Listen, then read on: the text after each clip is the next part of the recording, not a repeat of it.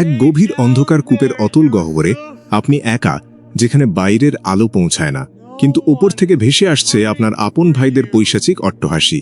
তারা আপনাকে কেবল হত্যা করতে চায়নি, তার চেয়েও ভয়াবহ কিছু চেয়েছিল। তারা চেয়েছিল আপনাকে পৃথিবীর বুক থেকে চিরতরে মুছে দিতে। কিন্তু তারা কি জানত যে অন্ধকার কূপটিকে তারা আপনার সমাধি বানিয়েছিল সেটিই আসলে আপনার রাজসিংহাসনে আরোহণের প্রথম সিঁড়ি? একটি রহস্যময় স্বপ্ন, একটি রক্তমাখা জামা আর একটি অন্ধকার কূপ, কিভাবে এই তিনটি সাধারণ জিনিস বদলে দিয়েছিল প্রাচীন বিশ্বের মানচিত্র? মাত্র কয়েক দিরহামের বিনিময়ে বিক্রি হয়ে যাওয়া একজন নিঃস্ব দাস কি কোনোদিন একটি শক্তিশালী সাম্রাজ্যের অধিপতি হতে পারে? বিশ্বাসঘাতকতা, দাসত্ব আর অন্ধ কারাগারের শিকল পেরিয়ে কিভাবে একজন মানুষ সময়ের ভাগ্যবিধাতা হয়ে উঠলেন? কেন স্বয়ং আল্লাহ তাআলা পবিত্র কুরআনে এই কাহিনীকে আহসানুল কাসাস বা শ্রেষ্ঠ কাহিনী হিসেবে আখ্যায়িত করেছেন? মানুষের চক্রান্ত যত গভীরই হোক না কেন, কিভাবে চূড়ান্ত বিজয় ঐশী পরিকল্পনারই হয় তা জানতে আজকের এই ভিডিওটি শেষ পর্যন্ত দেখুন। ইতিহাসের পাতা উন্মোচিত করলে আজ এমন এক শ্বাসরুদ্ধকর অধ্যায় সামনে আসে যা মানবীয় আবেগ, চরম বিশ্বাসঘাতকতা এবং অটুট বিশ্বাসের এক চূড়ান্ত নিদর্শন। চলুন আজ আমরা উন্মোচন করি হযরত ইউসুফ আলাইহিসসালামের সেই অবিশ্বাস্য জীবন ইতিহাস, আর ইসলামের ইতিহাসের এমন সব হৃদয়স্পর্শী আখ্যান এবং আধ্যাত্মিক সত্যের সন্ধানে আমাদের চ্যানেল রুহের দৃষ্টি সাবস্ক্রাইব করে সঙ্গেই থাকুন। কিভাবে এক অন্ধকার কূপের বন্দী জীবন থেকে শুরু করে মিশরের সর্বোচ্চ ক্ষমতার অধিকারী হওয়ার এই অবিশ্বাস্য যাত্রা সম্ভব হল? কিভাবে চরম বিশ্বাসঘাতকতা এবং দাসত্বের শৃঙ্খল পেরিয়ে আসে পরম ক্ষমা এবং মুক্তির ঐশী ফয়সালা? এটি কোনো সাধারণ রূপকথা নয়, এটি মানব ইতিহাসের অন্যতম শ্রেষ্ঠ সত্য কাহিনী, যা যুগে যুগে মানুষকে ধৈর্য, বিশ্বাস এবং ঐশী প্রজ্ঞার পাঠ দিয়ে আসছে। এটি হলো আল্লাহর নবী ইউসুফ আলাইহিসসালামের জীবন কাহিনী, যা প্রতিটি পদক্ষেপে প্রমাণ করে যে মানুষের ষড়যন্ত্র যত গভীরই হোক না কেন, চূড়ান্ত বিজয় সর্বদা সত্য এবং ঐশী পরিকল্পনারই হয়। ইসলামী ইতিহাস এবং পবিত্র কুরআনের বর্ণনায় ইউসুফ আলাইহিসসালামের কাহিনী এক অনন্য এবং স্বয়ংসম্পূর্ণ আখ্যান হিসেবে বিবেচিত। কুরআনের 12তম সূরা ইউসুফ এই কাহিনীটি শুরু থেকে শেষ পর্যন্ত একটি কালানুক্রমিক ধারায় বর্ণিত হয়েছে, যা কুরআনের অন্যান্য নবীদের কাহিনীর বর্ণনারীতির চেয়ে সম্পূর্ণ ভিন্ন। পবিত্র কুরআনের স্বয়ং আল্লাহ তাআলা এই কাহিনীটিকে আহসানুল কাসাস বা শ্রেষ্ঠ কাহিনী হিসেবে আখ্যায়িত করেছেন। এই আখ্যা দেওয়ার পেছনে রয়েছে এর অন্তর্নিহিত সাহিত্যিক সৌন্দর্য, মনস্তাত্ত্বিক গভীরতা এবং আধ্যাত্মিক শিক্ষার এক অপূর্ব সমন্বয়। তাফসির ইবনে কাসির এবং তারিখ আল তাবারির মতো প্রামাণ্য গ্রন্থগুলো বিশ্লেষণ করলে দেখা যায় এই কাহিনীটি কেবল একটি ঐতিহাসিক বিবরণ নয়, বরং এটি মানব জীবনের প্রতিটি স্তরের সংকট উত্তরণের এক নিখুঁত রূপরেখা। এই কাহিনীর ঐতিহাসিক প্রেক্ষাপট অত্যন্ত তাৎপর্যপূর্ণ। মক্কায় যখন ইসলামের নবী মুহাম্মদ সাল্লাল্লাহু আলাইহি ওয়াসাল্লাম তার জীবনের সবচেয়ে কঠিন সময় পার করছিলেন, যা ইতিহাসে আম উল হুজন বা দুঃখের বছর হিসেবে পরিচিত, ঠিক সেই সময় এই সূরাটি অবতীর্ণ হয়। নবী মুহাম্মদ সাল্লাল্লাহু আলাইহি ওয়াসাল্লাম তার প্রিয় স্ত্রী খাদিজা রাদিয়াল্লাহু আনহা এবং রক্ষাকর্তার চাচা আবু তালিবকে হারানোর পর মক্কার কুরাইশদের দ্বারা চরম নির্যাতনের শিকার হচ্ছিলেন। তায়েফবাসীর দ্বারা প্রত্যাখ্যাত এবং রক্তাক্ত হওয়ার পর তার হৃদয় যখন চরম ভারাক্রান্ত, ঠিক তখন আল্লাহ তাআলা এই সূরাটি অবতীর্ণ করে তাকে সান্ত্বনা প্রদান করেন। ইউসুফ আলাইহিসসালাম যেমন তার আপন ভাইদের দ্বারা বিশ্বাসঘাতকতার শিকার হয়ে জন্মভূমি থেকে বিতাড়িত হয়েছিলেন, নবী মুহাম্মদ সাল্লাল্লাহু আলাইহি ওয়াসাল্লাম ও তেমনি তার নিজ গোত্র কুরাইশদের দ্বারা নিপীড়িত হচ্ছিলেন। এই কাহিনীর মাধ্যমে আল্লাহ তাআলা এই শাশ্বত বার্তা প্রদান করেন যে অন্ধকারের পর যেমন আলো আসে, তেমনি এই কঠিন পরীক্ষার পর নবী মুহাম্মদ সাল্লাল্লাহু আলাইহি ওয়াসাল্লামের জন্যও চূড়ান্ত বিজয় এবং সম্মান অপেক্ষা করছে। ইউসুফ আলাইহিসসালামের এই কাহিনী মানব চরিত্রের সবচেয়ে অন্ধকার দিক, ঈর্ষা, ঘৃণা, ষড়যন্ত্র এবং পাশবিকতার পাশাপাশি সবচেয়ে উজ্জ্বল দিক, ধৈর্য, সততা, ক্ষমা এবং ঐশী প্রেমের এক নিখুঁত চিত্র তুলে ধরে। এই কাহিনী আমাদের শেখায় যে মানুষের প্রতিটি পদক্ষেপ, প্রতিটি দুঃখ এবং প্রতিটি আনন্দ একটি সুনির্দিষ্ট ঐশী পরিকল্পনার অংশ, যা আপাত দৃষ্টিতে বোধগম্য না হলেও এর চূড়ান্ত পরিণতি সর্বদা কল্যাণকর। কাহিনীর সূচনা হয় ফিলিস্তিন ও জর্ডানের মধ্যবর্তী কেনান উপত্যকার এক প্রশান্ত পরিবেশে, যেখানে আল্লাহর নবী ইয়াকুব আলাইহিসসালাম তার বিশাল পরিবারের সাথে বসবাস করতেন। ইয়াকুব আলাইহিসসালাম ছিলেন নবী ইসহাক আলাইহিসসালামের পুত্র এবং হযরত ইব্রাহিম আলাইহিসসালামের পৌত্র। ইয়াকুব আলাইহিসসালামের 12 জন পুত্র ছিল, যাদের মধ্যে ইউসুফ এবং বিনয়ামিন ছিলেন সর্বকনিষ্ঠ এবং একই মায়ের গর্ভজাত। এই 12 জন পুত্রের বংশধররাই পরবর্তীতে বনি ইসরায়েল বা ইসরায়েলের 12টি গোত্র হিসেবে পরিচিতি লাভ করে। শৈশব থেকে ইউসুফ আলাইহিসসালাম ছিলেন অসাধারণ সুন্দর, প্রজ্ঞাবান এবং নিষ্কলুষ চরিত্রের অধিকারী। একটি বর্ণনা এসেছে যে আল্লাহ তাআলা পৃথিবীর মোট সৌন্দর্যের অর্ধেক কেবল ইউসুফ আলাইহিসসালামকে দান করেছিলেন। তার এই অপার্থিব সৌন্দর্য এবং উন্নত চরিত্রের কারণে পিতা ইয়াকুব আলাইহিসসালাম তাকে অন্য সন্তানদের চেয়ে একটু বেশি স্নেহ করতেন। পিতার এই বিশেষ স্নেহ তার সৎ ভাইদের মনে এক গভীর ঈর্ষার জন্ম দেয়। তারা মনে করত যে তারা সংখ্যায় অনেক এবং শক্তিশালী একটি দল হওয়া সত্ত্বেও পিতা কেন ইউসুফকে বেশি ভালোবাসেন। একদিন ভোরে ইউসুফ আলাইহিসসালাম অত্যন্ত রোমাঞ্চিত হয়ে তার পিতার কাছে ছুটে আসেন এবং একটি বিস্ময়কর স্বপ্নের কথা বর্ণনা করেন। তিনি বলেন, হে আমার পিতা, আমি স্বপ্নে দেখেছি 11টি নক্ষত্র, সূর্য এবং চন্দ্র আমাকে সিজদা করছে। নবী ইয়াকুব আলাইহিসসালাম তার নবুয়াতের প্রজ্ঞা দিয়ে তাৎক্ষণিকভাবে বুঝতে পারেন যে এই স্বপ্ন কোনো সাধারণ স্বপ্ন নয়। এটি একটি ঐশী বার্তা যা প্রমাণ করে আল্লাহ তাআলা ইউসুফকে নবুয়াতের জন্য মনোনীত করেছেন এবং ভবিষ্যতে তাকে এক বিশাল মর্যাদায় আসীন করবেন। ইবনে কাশির এবং আল তাবারির তাফসির অনুযায়ী 11টি নক্ষত্র বলতে তার 11 ভাই এবং সূর্য ও চন্দ্র বলতে তার পিতামাতাকে বোঝানো হয়েছে। কিন্তু ইয়াকুব আলাইহিসসালাম তার অন্য পুত্রদের মনের ঈর্ষা সম্পর্কে অবগত ছিলেন। তাই তিনি ইউসুফকে সতর্ক করে বলেন, হে আমার বৎস, এই স্বপ্নের কথা তোমার ভাইদের কাছে বর্ণনা করো না, নতুবা তারা তোমার বিরুদ্ধে গভীর ষড়যন্ত্র করবে। নিশ্চয়ই শয়তান মানুষের প্রকাশ্য শত্রু। পিতার সতর্কতা সত্ত্বেও ভাইদের অন্তরে জমে থাকা বিদ্বেষ একসময় ভয়াবহ আকার ধারণ করে। তারা মনে করত যে ইউসুফ এবং বিনয়ামিনের কারণে তারা পিতার ভালোবাসা থেকে বঞ্চিত হচ্ছে। এই ঈর্ষা তাদের অন্ধ করে দেয় এবং তারা ইউসুফকে চিরতরে সরিয়ে দেওয়ার পরিকল্পনা করে। শয়তানের প্ররোচনায় তারা আলোচনা করে, ইউসুফকে হত্যা করো অথবা তাকে কোনো অজানা দূর দেশে ফেলে আসো, যাতে পিতার মনোযোগ কেবল আমাদের দিকেই নিবদ্ধ হয়। শেষ পর্যন্ত ভ্রাতা ইয়াহুদার অথবা রুবিনের পরামর্শে তারা তাকে হত্যা না করে একটি গভীর কূপে ফেলে দেওয়ার সিদ্ধান্ত নেয়, যাতে কোনো অতিক্রান্ত কাফেলা তাকে তুলে নিয়ে দাস হিসেবে বিক্রি করে দেয়। পরিকল্পনা অনুযায়ী তারা ইয়াকুব আলাইহিসসালামের কাছে গিয়ে ইউসুফকে তাদের সাথে মাঠে খেলতে নিয়ে যাওয়ার অনুমতি চায়। ইয়াকুব আলাইহিসসালাম অনিচ্ছা প্রকাশ করেন এবং তার আশঙ্কা ব্যক্ত করে বলেন যে তারা যখন অন্যমনস্ক থাকবে তখন নেকড়ে বাঘ ইউসুফকে খেয়ে ফেলতে পারে। কিন্তু ভাইয়েরা তাকে রক্ষা করার মিথ্যা প্রতিশ্রুতি দিয়ে ইউসুফকে সাথে নিয়ে যায়। মরুভূমির এক নির্জন স্থানে পৌঁছানোর পর ভাইদের আসল রূপ উন্মোচিত হয়। তারা ইউসুফকে নির্দয়ভাবে প্রহার করে তার গায়ের জামা কেড়ে নেয় এবং তাকে জোরপূর্বক এক অন্ধকার, শুষ্ক এবং গভীর কূপের ভেতর নিক্ষেপ করে। সেই ভয়াবহ মুহূর্তে একাকী এবং ভীত ইউসুফের কাছে আল্লাহর ওহী নাজিল হয়। আল্লাহ তাকে সান্ত্বনা দিয়ে বলেন যে একদিন সে এমন এক শক্তিশালী অবস্থানে থাকবে যেখান থেকে সে তার ভাইদের এই অপকর্মের কথা স্মরণ করিয়ে দেবে, অথচ তারা তাকে চিনতে পারবে না। বিশ্বাসঘাতকতার এই অধ্যায়কে পূর্ণতা দিতে ভাইয়েরা একটি ছাগল জবাই করে এবং এর রক্ত দিয়ে ইউসুফের জামাটি মাখিয়ে পিতার কাছে নিয়ে যায়। তারা কাঁদতে কাঁদতে পিতার কাছে এসে বলে যে তারা যখন দৌড় প্রতিযোগিতায় ব্যস্ত ছিল তখন একটি নেকড়ে এসে ইউসুফকে খেয়ে ফেলেছে। এই রক্তাক্ত জামাটি হল ইউসুফ আলাইহিসসালামের কাহিনীর প্রথম জামা, যা মিথ্যা এবং প্রতারণার প্রতীক। নবী ইয়াকুব আলাইহিসসালাম তাদের এই বানোয়াট গল্প বিশ্বাস করেননি। তিনি জামাটির দিকে তাকিয়ে দেখেন যে তা ছেঁড়া নয়, যা থেকে তিনি বুঝতে পারেন এটি এক সাজানো নাটক। চরম শোক এবং যন্ত্রণার মাঝেও তিনি আল্লাহর উপর অবিচল আস্থা রাখেন এবং বলেন, ফাসাবুরুন জামিল, সুতরাং সুন্দর ধৈর্যই আমার সম্বল। তিনি তার অসীম কষ্টকে আল্লাহর কাছে সোপর্দ করেন এবং ঐশী সাহায্যের অপেক্ষায় থাকেন। কূপের তলদেশে 3 দিন ও 3 রাত কাটানোর পর সিরিয়া থেকে মিশরগামী এক ব্যবসায়ী কাফেলা সেখানে এসে উপস্থিত হয়। পানির সন্ধানে কাফেলার এক লোক যখন বালতি নিচে ফেলে, ইউসুফ আলাইহিসসালাম সেই বালতির রশি ধরে ওপরে উঠে আসেন। এক অপরূপ সুন্দর বালককে দেখে লোকটি আনন্দে চিৎকার করে ওঠে, কি দারুণ সুখবর! এ তো এক কিশোর। কাফেলার লোকেরা তাকে একটি পণ্য হিসেবে লুকিয়ে রাখে। ভাইয়েরা সেখানে উপস্থিত হয়ে তাকে নিজেদের পলায়নকৃত দাস বলে দাবি করে এবং মাত্র কয়েক দিরহামের বিনিময়ে তাকে বিক্রি করে দেয়। ইউসুফ আলাইহিসসালাম নীরবে সব সহ্য করেন, কারণ তিনি জানতেন এটি আল্লাহর এক বৃহত্তর পরিকল্পনার অংশ।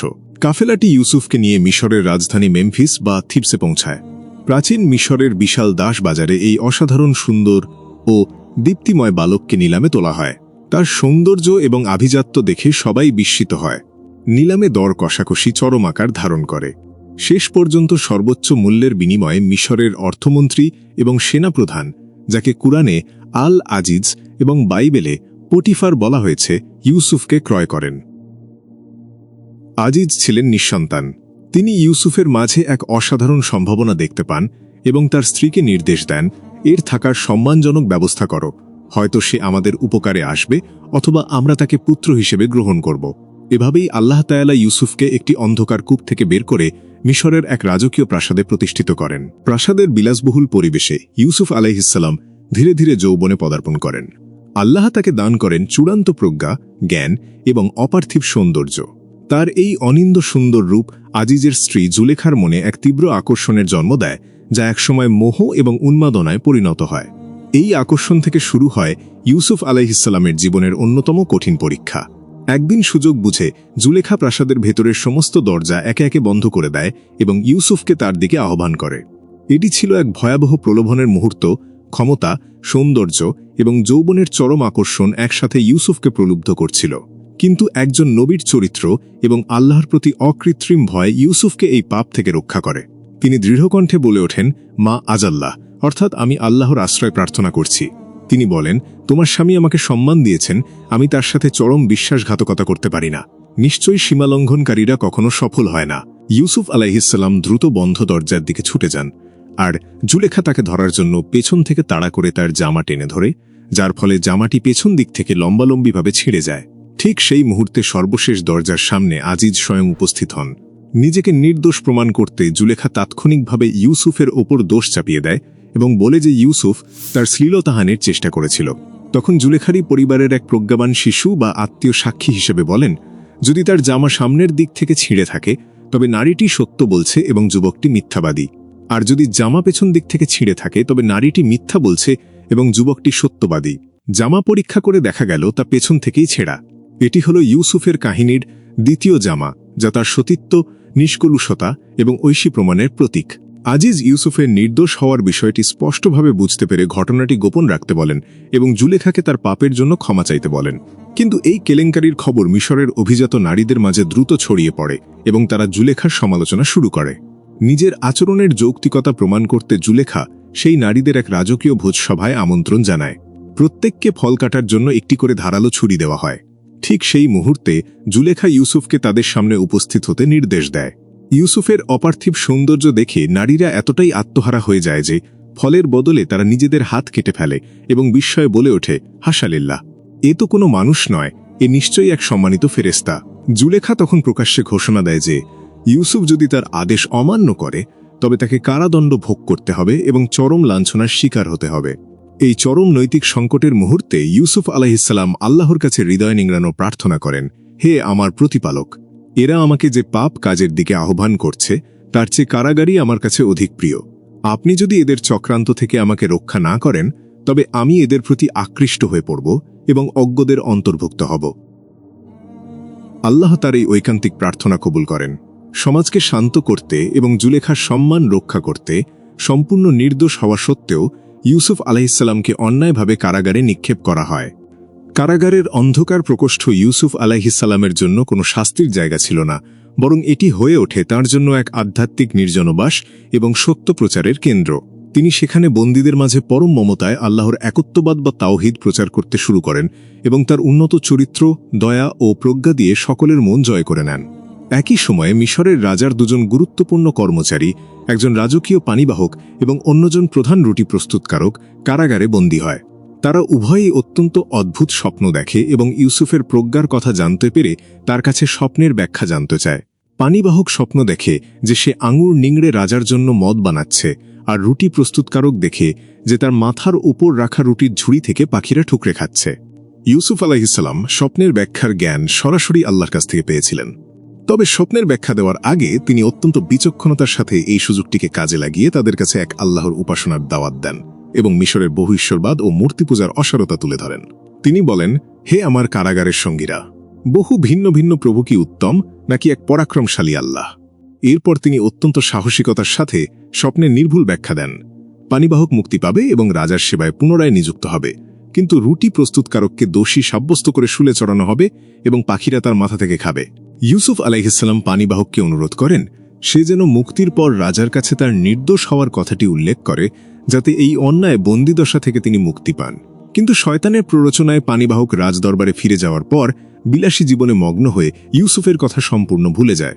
এর ফলে ইউসুফ আলাইহিসসালামকে আরও বেশ কয়েক বছর, প্রায় 7 বছর কারাগারেই কাটাতে হয়। এটি ছিল তার জন্য ধৈর্যের আরেকটি বড় পরীক্ষা এবং আধ্যাত্মিক পূর্ণতা লাভের এক দীর্ঘ সাধনা। কারাগারে এই দীর্ঘ সময়ে তিনি কোনো অভিযোগ ছাড়াই আল্লাহর স্মরণে কাটিয়ে দেন। বহু বছর পর মিশরের রাজা আর রাইয়ান বিন আল ওয়ালিদ এক অদ্ভুত এবং ভীতিকর স্বপ্ন দেখেন। তিনি দেখেন নদীর পাড় থেকে 7টি হৃষ্টপুষ্ট ও মোটা তাজা গাভী উঠে এরপর 7টি অত্যন্ত রুগ্ন ও দুর্বল গাভী এসে সেই মোটা গাভীগুলোকে খেয়ে ফেলল। এরপর তিনি দেখলেন 7টি সতেজ সবুজ শীষ এবং 7টি শুষ্ক শীষ। রাজা অত্যন্ত বিচলিত হয়ে পড়েন। তার দরবারের বড় বড় জাদুকর, পুরোহিত এবং জ্ঞানী ব্যক্তিরা এই স্বপ্নের ব্যাখ্যা দিতে ব্যর্থ হয় এবং একে অর্থহীন প্রলাপ বলে উড়িয়ে দেয়। ঠিক তখনই পানিবাহকের স্মৃতিতে বহু বছর আগে সেই কারাবন্দী যুবকের কথা ফিরে আসে। সে রাজার কাছে অনুমতি নিয়ে দ্রুত কারাগারে যায় এবং ইউসুফ আলাইহিসসালামের কাছে স্বপ্নের বর্ণনা দেয়। ইউসুফ আলাইহিসসালাম কোনো প্রকার শর্ত ছাড়াই এবং নিজের মুক্তির দাবি না করেই এই স্বপ্নের এক যুগান্তকারী ব্যাখ্যা প্রদান করেন। তিনি জানান, মিশরে পরপর 7 বছর প্রচুর ফসল উৎপন্ন হবে এবং এরপর টানা 7 বছর আসবে ভয়াবহ দুর্ভিক্ষ, যা আগের সব সঞ্চয় শেষ করে দেবে। তিনি শুধু স্বপ্নের ব্যাখ্যাই দেননি, বরং এই আসন্ন জাতীয় দুর্যোগ মোকাবেলায় এক নিখুঁত 14 বছর মেয়াদী অর্থনৈতিক এবং কৃষিতাত্ত্বিক মহাপরিকল্পনাও প্রদান করেন। তিনি পরামর্শ দেন, প্রথম 7 বছরের উদ্বৃত্ত ফসল যেন শীষের ভেতরেই সংরক্ষণ করা হয়, যাতে তা পোকামাকড় বা আর্দ্রতায় নষ্ট না হয়, এবং দুর্ভিক্ষের বছরগুলোতে কঠোর রেশনিং ব্যবস্থার মাধ্যমে তা মানুষের মাঝে বন্টন করতে হবে। মিশরের দুর্ভিক্ষ মোকাবিলার এই 14 বছরের পরিকল্পনা ছিল অত্যন্ত সুপরিকল্পিত ও দূরদর্শী। প্রথম 7 বছর ছিল প্রাচুর্যের সময়, যখন জমিতে নিরবচ্ছিন্নভাবে চাষাবাদ করা হতো। প্রয়োজনীয় খাদ্য রেখে বাকি উদ্বৃত্ত ফসল শীষসহ সংরক্ষণ করা হতো, যা শস্যকে দীর্ঘদিন প্রাকৃতিকভাবে সুরক্ষিত রাখার এক বিজ্ঞানসম্মত পদ্ধতি। পরবর্তী 7 বছর ছিল মহাদুর্ভিক্ষের সময়, যখন সেই সঞ্চিত খাদ্য অত্যন্ত মিতব্যয়িতার সঙ্গে রেশনিং করে জনগণের মধ্যে বন্টন করা হতো। কৃষিকাজ বাধাগ্রস্ত হলেও পূর্বের সঞ্চয়ের মাধ্যমে রাষ্ট্রের কার্যক্রম সচল রাখা সম্ভব হতো। এরপর 15তম বছরে আসে স্বস্তির সময়, যখন পর্যাপ্ত বৃষ্টিপাতের ফলে জমি আবার উর্বর হয়ে ওঠে, মানুষ আঙুর ও জলপাই থেকে রস আহরণ করতে পারে এবং ধীরে ধীরে দেশ স্বাভাবিক অবস্থায় ফিরে আসে। রাজা এই অসামান্য প্রজ্ঞাপূর্ণ ব্যাখ্যা ও দূরদর্শী পরিকল্পনায় এতটাই মুগ্ধ হন যে তিনি ইউসুফকে তাৎক্ষণিক মুক্তির নির্দেশ দেন এবং তাকে রাজদরবারে ডেকে পাঠান। কিন্তু ইউসুফ আলাইহিসসালাম আত্মসম্মান এবং নৈতিকতার এক অনন্য দৃষ্টান্ত স্থাপন করে কারাগার থেকে বের হতে অস্বীকৃতি জানান। তিনি রাজার দূতকে বলেন, প্রথমে রাজাকে জিজ্ঞেস করো সেই নারীদের কি হয়েছিল যারা নিজেদের হাত কেটে ফেলেছিল। তিনি চেয়েছিলেন সমাজ এবং রাষ্ট্রের সামনে তার নির্দোষ হবার বিষয়টি আনুষ্ঠানিকভাবে প্রমাণিত হোক, যাতে ভবিষ্যতে কেউ তার চরিত্রে কোনো দাগ দিতে না পারে। রাজার জেরার মুখে মিশরের অভিজাত নারীরা এবং স্বয়ং জুলেখা তাদের অপরাধ স্বীকার করতে বাধ্য হয়। জুলেখা প্রকাশ্যে ঘোষণা করে, এখন সত্য প্রকাশ পেয়েছে, আমিই তাকে প্রলুব্ধ করেছিলাম এবং সে অবশ্যই সত্যবাদীদের অন্তর্ভুক্ত। সম্পূর্ণ নিষ্কলুষ চরিত্র নিয়ে মাথা উঁচু করে ইউসুফ আলাইহিসসালাম কারাগার থেকে মুক্ত হয়ে রাজদরবারে উপস্থিত হন। রাজা তাকে বলেন, আজ থেকে তুমি আমাদের কাছে উচ্চ মর্যাদা সম্পন্ন এবং বিশ্বস্ত। ইউসুফ আলাইহিসসালাম তখন রাষ্ট্রের এই চরম সংকটের মুহূর্তে দায়িত্ব গ্রহণ করতে চেয়ে বলেন, আমাকে দেশের অর্থভাণ্ডার ও শস্য ভাণ্ডারের দায়িত্ব দিন। নিশ্চয়ই আমি একজন বিশ্বস্ত রক্ষক এবং এ বিষয়ে জ্ঞানী। এভাবেই আল্লাহ তাআলা ইউসুফ আলাইহিসসালামকে সমগ্র মিশরের শাসন ক্ষমতা দান করেন। উজির হিসেবে ইউসুফ আলাইহিসসালামের প্রজ্ঞা এবং প্রশাসনিক দক্ষতায় মিশর এক নতুন যুগে প্রবেশ করে। তিনি তার প্রবর্তিত কৃষি সংরক্ষণ ব্যবস্থা নিখুঁতভাবে পরিচালনা করেন। প্রথম 7 বছর তিনি বিপুল পরিমাণ শস্য অত্যন্ত সতর্কতার সাথে গুদামজাত করেন। এরপর যখন 7 বছরের ভয়াবহ দুর্ভিক্ষ শুরু হয়, তখন তা কেবল মিশর নয়, বরং আশেপাশের ফিলিস্তিন, কেনান এবং সিরিয়া পর্যন্ত তীব্রভাবে ছড়িয়ে পড়ে। সুচারু রেশনিং ব্যবস্থার কারণে মিশরে খাদ্যের অভাব হয়নি এবং চারপাশ থেকে মানুষ শস্য কেনার জন্য মিশরে আসতে শুরু করে। এই চরম দুর্ভিক্ষের তাড়নায় ফিলিস্তিন থেকে ইয়াকুব আলাইহিসসালাম তার 10 পুত্রকে শস্য ক্রয়ের জন্য মিশরে পাঠান। সর্বকনিষ্ঠ পুত্র বিনয়ামিনকে তিনি নিজের কাছে রেখে দেন, কারণ ইউসুফকে হারানোর দগদগে ক্ষত তখনও তার হৃদয়ে রক্তক্ষরণ ঘটাচ্ছিল। ভাইরা যখন মিশরের রাজদরবারে উপস্থিত হয়, ইউসুফ আলাইহিসসালাম প্রথম দর্শনেই তাদের চিনে ফেলেন। কিন্তু ভাইরা এই রাজকীয় পোশাক পরিহিত মিশরীয় ভাষায় কথা বলা প্রতাপশালী উজিরের মাঝে তাদের সেই ফেলে আসা অসহায় ভাইটিকে বিন্দুমাত্রও চিনতে পারেনি। ইউসুফ আলাইহিসসালাম তাদের প্রতি সাথে সাথে কঠোর না হয়ে বরং এক প্রজ্ঞাপূর্ণ মনস্তাত্ত্বিক পরীক্ষার সূচনা করেন। তিনি তাদের প্রচুর শস্য প্রদান করেন, কিন্তু শর্ত জুড়ে দেন যে পরবর্তীবার শস্য নিতে হলে তাদের বইমাত্র ছোট ভাই বিনয়ামিনকে অবশ্যই সাথে আনতে হবে, অন্যথায় তারা কোনো শস্য পাবে না। তাদের ফিরে যাওয়ার পথ সুগম করতে তিনি গোপনে তাদের দেওয়া শস্যের মূল্য তাদেরই বস্তায় ফিরিয়ে দেন। বাড়ি ফিরে ভাইয়েরা যখন তাদের বস্তায় অর্থ ফেরত পায় তখন তারা অবাক হয় এবং পিতাকে অনুরোধ করে বিনয়ামিনকে তাদের সাথে মিশরে যেতে দেওয়ার জন্য। অনেক দ্বিধা এবং আল্লাহর নামে কঠোর শপথ নেওয়ার পর ইয়াকুব আলাইহিসসালাম বিনয়ামিনকে তাদের সাথে যেতে দেন। তিনি তাদের নির্দেশ দেন শহরের একটি প্রবেশদ্বার দিয়ে না ঢুকে ভিন্ন ভিন্ন দরজা দিয়ে প্রবেশ করতে, যাতে তাদের উপর কারও বদনজর না লাগে। দ্বিতীয়বার মিশরে পৌঁছালে ইউসুফ আলাইহিসসালাম বিনয়ামিনকে একান্তে ডেকে নিজের আসল পরিচয় প্রকাশ করেন এবং তাকে আশ্বস্ত করেন। এরপর ইউসুফ আলাইহিসসালাম একটি কৌশল অবলম্বন করেন। শস্যের বস্তা প্রস্তুত করার সময় তিনি রাজার একটি মূল্যবান মাপার পাত্র বিনয়ামিনের বস্তায় লুকিয়ে রাখেন। কাফেলা রওনা হওয়ার পর প্রহরীরা তাদের থামায় এবং চুরির দায়ে তল্লাশি করে বিনয়ামিনের বস্তা থেকে পানপাত্রটি উদ্ধার করে। ভাইয়েরা চরম লজ্জিত ও ভীত হয়ে পড়ে। তারা বিনয়ামিনকে ছেড়ে তাদের মধ্য থেকে একজনকে বন্দী করার জন্য আকুতি জানায়, কারণ তারা তাদের পিতার কাছে শপথ করেছিল। কিন্তু ইউসুফ আলাইহিসসালাম ন্যায়বিচারের স্বার্থে তা প্রত্যাখ্যান করেন। বাধ্য হয়ে জ্যেষ্ঠ ভ্রাতা ইয়াহুদা মিশরেই থেকে যান এবং বাকিরা কেনানে ফিরে যায়। এই দুঃসংবাদ শুনে ইয়াকুব আলাইহিসসালাম শোকে পাথর হয়ে যান। কাঁদতে কাঁদতে তার চোখ সাদা হয়ে যায় এবং তিনি দৃষ্টিশক্তি হারিয়ে ফেলেন। কিন্তু তবুও তিনি আল্লাহর রহমত থেকে নিরাশ হননি। তিনি সন্তানদের পুনরায় মিশরে পাঠান ইউসুফ এবং বিনয়ামিনের খোঁজ করার জন্য। তৃতীয়বার যখন ভাইয়েরা অত্যন্ত করুণ অবস্থায় মিশরের দরবারে এসে দাঁড়ায় এবং নিজেদের চরম দারিদ্র্য ও অসহায়ত্বের কথা তুলে ধরে সামান্য কিছু শস্যের জন্য ভিক্ষা চায়, তখন ইউসুফ আলাইহিসসালাম আর নিজের আবেগ ধরে রাখতে পারলেন না। দীর্ঘ 40 বছরের জমাট বাঁধা কষ্ট, বিরহ এবং ঐশী পরিকল্পনার চূড়ান্ত রূপ তখন তার সামনে। তিনি তাদের জিজ্ঞেস করেন, তোমাদের কি স্মরণ আছে তোমরা ইউসুফ এবং তার ভাইয়ের সাথে কি করেছিলে যখন তোমরা অজ্ঞ ছিলে? এই কথা শুনে ভাইরা চমকে ওঠে। রাজকীয় উজিরের মুখে ইউসুফের নাম। তারা নিবিড়ভাবে তাঁর দিকে তাকায় এবং বুঝতে পারে যে সিংহাসনে উপবিষ্ট এই ক্ষমতাবান ব্যক্তিটি তাদের হারিয়ে যাওয়া ভাই। তারা কম্পিত কণ্ঠে বলে ওঠে, তবে কি তুমি ইউসুফ? তিনি এক ভুবন ভোলানো হাসি দিয়ে উত্তর দেন, হ্যাঁ, আমি ইউসুফ, আর এই আমার ভাই। আল্লাহ আমাদের প্রতি অশেষ অনুগ্রহ করেছেন। ভাইয়েরা তাদের কৃতকর্মের জন্য চরম অনুতপ্ত হয়ে মাথা নিচু করে। ক্ষমতার সর্বোচ্চ চূড়ায় থেকেও ইউসুফ আলাইহিসসালাম কোনো প্রতিশোধ নেননি। মানব ইতিহাসের অন্যতম শ্রেষ্ঠ ক্ষমার দৃষ্টান্ত স্থাপন করে তিনি বলেন, আজ তোমাদের বিরুদ্ধে আমার কোনো অভিযোগ নেই। আল্লাহ তোমাদের ক্ষমা করুন, তিনি দয়ালুদের মধ্যে শ্রেষ্ঠ দয়ালু। ইউসুফ আলাইহিসসালাম তাঁর গায়ের জামাটি খুলে ভাইদের হাতে দিয়ে বলেন, আমার এই জামাটি নিয়ে যাও এবং আমার পিতার চেহারার ওপর রাখো, এতে তিনি তার দৃষ্টিশক্তি ফিরে পাবেন। তারপর তোমাদের পরিবারের সবাইকে নিয়ে এখানে চলে এসো। এটি হল ইউসুফের কাহিনীর তৃতীয় জামা, যা নিরাময়, পুনর্মিলন এবং আল্লাহর রহমতের প্রতীক। কাফেলা যখন মিশর থেকে রওনা হয় তখন 100 মাইল দূর থেকেই ইয়াকুব আলাইহিসসালাম তার পুত্র ইউসুফের সুঘ্রাণ পাচ্ছিলেন। ভাইরা ফিরে এসে সেই জামা ইয়াকুব আলাইহিসসালামের চোখের ওপর রাখতেই তার দৃষ্টিশক্তি অলৌকিকভাবে ফিরে আসে এবং বহু বছরের শোকের অন্ধকার দূর হয়ে যায়। অবশেষে কেনান থেকে ইয়াকুব আলাইহিসসালাম এবং তার পুরো পরিবার মিশরের উদ্দেশ্যে যাত্রা করেন। ইউসুফ আলাইহিসসালাম শহরের বাইরে এসে বিপুল সম্মান ও রাজকীয় মর্যাদায় তার পিতামাতাকে স্বাগত জানান। প্রাসাদে প্রবেশের পর এক অভাবনীয় এবং আধ্যাত্মিকভাবে শক্তিশালী দৃশ্যের অবতারণা হয়। ইউসুফ আলাইহিসসালাম সসম্মানে তার পিতামাতাকে রাজসিংহাসনে উপবেশন করান। ঠিক সেই মুহূর্তে তার 11 ভাই এবং পিতামাতা ইউসুফের সামনে সম্মানার্থে সিজদায় লুটিয়ে পড়েন। এই দৃশ্য দেখে ইউসুফ আলাইহিসসালামের চোখের সামনে ভেসে ওঠে বহু দশক আগের সেই শৈশবের স্মৃতি। তিনি আবেগাপ্লুত হয়ে তার পিতাকে লক্ষ্য করে বলেন, হে আমার পিতা, এটিই আমার সেই পুরনো স্বপ্নের ব্যাখ্যা। আমার প্রতিপালক তা সত্যে পরিণত করেছেন। তিনি আমার প্রতি কতই না দয়ালু যে তিনি আমাকে কারাগার থেকে মুক্ত করেছেন এবং শয়তান আমার ও আমার ভাইদের মাঝে বিভেদ সৃষ্টির পর আপনাদেরকে মরুভূমি থেকে এখানে এনেছেন। নিশ্চয়ই আমার প্রতিপালক যা ইচ্ছা করেন তা অত্যন্ত সূক্ষ্ম কৌশলে বাস্তবায়ন করেন। জীবনের সকল সফলতা, ক্ষমতা এবং পরিবার ফিরে পাওয়ার পর ক্ষমতার মোহে আবদ্ধ না হয়ে ইউসুফ আলাইহিসসালাম আল্লাহর দরবারে সম্পূর্ণ আত্মসমর্পণের এক চূড়ান্ত প্রার্থনা করেন। তিনি বলেন, হে আমার প্রতিপালক, আপনি আমাকে রাষ্ট্র ক্ষমতা দান করেছেন এবং স্বপ্নের ব্যাখ্যা শিখিয়েছেন।